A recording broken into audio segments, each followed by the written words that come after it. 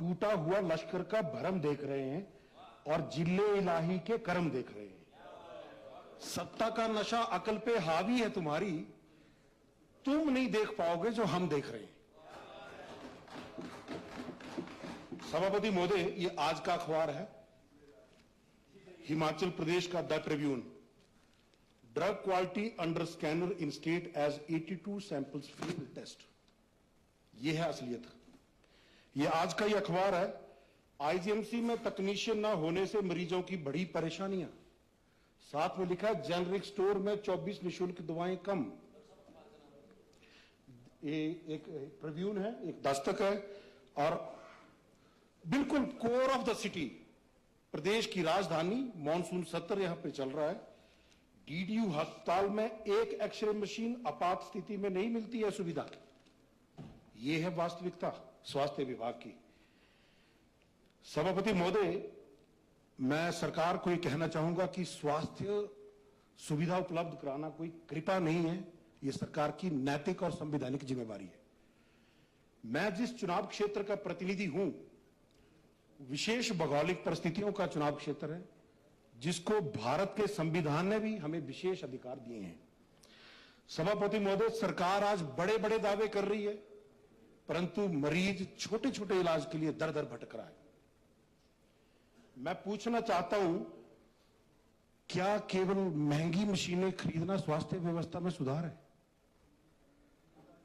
आज सुबह एक किसी ने मुझे सोशल मीडिया पे एक लिंक शेयर किया।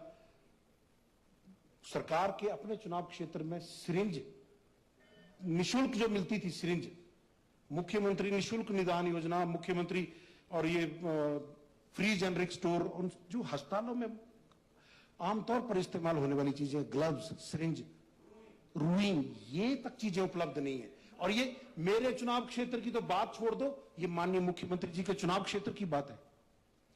सभापति महोदय, हुक्मरानों ने हमेशा स्वयं को महान बताया और सामने वालों को कमजोर और चोर बताया। कुछ ऐसा ही कार्य ये सरकार भी कर रही है। इन्होंने हिमकेयर योजना को बदनाम करने में कोई कमी नहीं छोड़ी।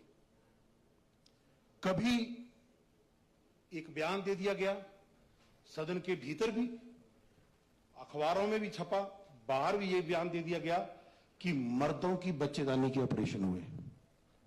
आप ही की सरकार के, आप ही के अधिकारियों ने आरटीआई में सूचना का जवाब दिया कि ऐसा कोई ऑपरेशन ना आईजीएमसी में हो ना टांडा में हो। तो आखिर क्यों बार बार इस तरह का झूठ परोस कर जनता को गुमराह किया जा रहा है? सभापति महोदय, कल परसों की बात है, एक बात यहां कही गई कि आजादी से पहले भारत में सुई भी नहीं बनती थी। भारत को अपनी सांस्कृतिक धरोहर और अपनी महानता बताने के लिए कांग्रेस पार्टी से सर्टिफिकेट लेने की जरूरत नहीं है। इस भारत को सोने की चिड़िया कहा जाता था। अगर भारत में आजादी से पहले सुई भी नहीं बनती थी तो मोहम्मद गजनी, गौरी और अंग्रेज क्या आपकी जो गारंटी योजना का गोबर था वो चुराने आए थे? वो क्या करने आए थे? हमारे यहां तक्षशिला यूनिवर्सिटी थी, नालंदा यूनिवर्सिटी थी। जिस देश ने पूरी दुनिया को ज्ञान बांटा, उस देश को अपने राजनीतिक हित के लिए इस तरह की बातें कह देना, यह अपने आप में देश का सम्मान करने वाली बात नहीं है। सभापति महोदय, मैं अपने चुनाव क्षेत्र की बात करूंगा। मेरा चुनाव क्षेत्र अत्यंत दुर्गम और जनजातीय क्षेत्र है, जहां पर एक स्वास्थ्य केंद्र तक पहुंचने में घंटों लग जाते हैं। और जब वहां स्वास्थ्य केंद्र पर ताला मिलता है या वहां पर डॉक्टर नहीं मिलता है, तो इसका मतलब क्या है कि उसको और कई घंटे तक ट्रैवल करना है। मात्र मशीनें खरीदने से समाधान नहीं होगा। भरमौर का कम्युनिटी हेल्थ सेंटर की बिल्डिंग पिछले 3.5 वर्षों से 90% से अधिक निर्माण उसका हो चुका है। कुछ जरूरी उसमें जो डॉक्टर के हिसाब से वहां पर काम करने वालों ने जो कुछ सुझाव दिए थे, वो तक 3.5 सालों में, 3.25 सालों में ये सरकार नहीं कर पाई है। वो बिल्डिंग बनकर खड़ी है, शीशे टूट रहे हैं, पेंट उखड़ रहा है, परंतु वो जनता के उपयोग में नहीं लाई जा रही है। सभापति महोदय, सीएचसी होली में अधिकतर पद खाली हैं और विडंबना तो तब हो जाती है कि मेरे चुनाव क्षेत्र में सीएससी चूड़ी को सीएससी का दर्जा दिया गया है, परंतु स्वीकृत पद डॉक्टर का केवल एक है। हमने पत्राचार के माध्यम से भी स्वास्थ्य विभाग को लिखा कि इस हॉस्पिटल की सैंक्शन स्ट्रेंथ को सीएससी के दर्जे के हिसाब से रिवाइज किया जाए। बिल्डिंग जर्जर हो चुकी है, एनएचपीसी पैसा दे के रखा है वहां पर उस बिल्डिंग को नया बनाने के लिए, परंतु पौने 4 सालों में कोई समाधान, कोई काम उस बिल्डिंग पर नहीं हुआ है। पांगी की अगर बात करूं, पांगी में पीएससी साच पिछले कई सालों से बिल्डिंग बनकर खड़ी है, उसको उपयोग में नहीं लाया जा रहा। रास्ते के निर्माण को लेकर, रास्ते को लेकर कोई मैटर है वहां पर, जो छोटी सी चीज है, 100 मीटर का रास्ता है, वो समाधान तक नहीं हो पा रहा। शिमला की परिस्थितियां, धर्मशाला की परिस्थितियों से मेरे चुनाव क्षेत्र की परिस्थितियों की तुलना नहीं हो सकती। आज भी मेरे चुनाव क्षेत्र में कोई ना आदर्श स्वास्थ्य संस्थान काम कर रहा है, ना लोगों का वहां अल्ट्रासाउंड हो रहा है, ना कुछ हो रहा है। आज भी मेरे चुनाव क्षेत्र में जन्मजात विसंगतियों के साथ लोग पैदा हो रहे हैं। पांगी में अगर किसी को पेट में दर्द होता है तो उसको अपना अल्ट्रासाउंड और डायग्नोसिस कंफर्म करने के लिए या तो जम्मू जाना पड़ता है या तो कुल्लू आना पड़ता है। यह है व्यवस्था परिवर्तन। सभापति महोदय, मेरे चुनाव क्षेत्र की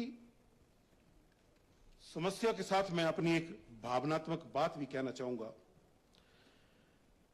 6 जुलाई की बात है, मैं उस वक्त भरमौर में नहीं था, मैं दिल्ली था। रात में 10 सवा 10 बजे मेरे पिताजी को ब्रेन स्ट्रोक हुआ।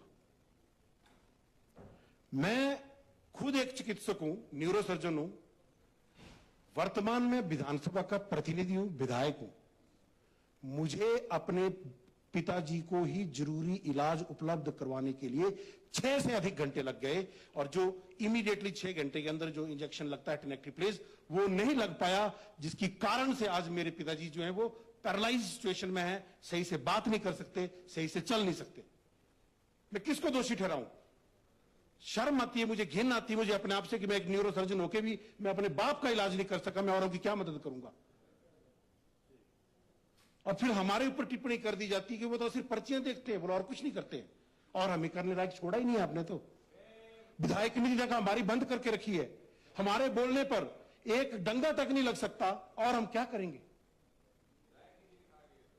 और जब मेरे को अपनी स्वास्थ्य सेवाओं के बारे में आज भी प्रतिदिन सैकड़ों लोग फोन करते हैं, प्रदेश भर से फोन करते हैं, व्हाट्सएप पे कांटेक्ट करते हैं, घर मिलने आ जाते हैं। अभी विधानसभा सत्र चला, अभी भी मेरे रेजिडेंस में मिलने आ जाते लोग। विधानसभा के यहां पे काम करने वाले लोग भी कई बार मुझसे ओपिनियन लेते हैं। तो क्या मैं उन सब मैटर पर मुझ पर एफआईआर कर दी जाएगी? और एफआईआर करेगी तो मरीजों की जान को खतरे में डाला। भाई कौन से मरीज की जान को खतरे में डाला? और हमें यह भी मालूम है कि ये जो हिमकेयर की जांच है, ये केवल राजनीतिक प्रतिशोध से और राजनीतिक करने के लिए केवल इस तरीके की बात की जा रही है। आने वाले समय में हमें यह भी मालूम है, हम पर या हमारे दल विशेष के नेताओं पर एफआईआर भी हो सकती है, जेल में भी डाला जा सकता है। हम इसके लिए भी तैयार हैं, किसी भी जांच के लिए तैयार हैं।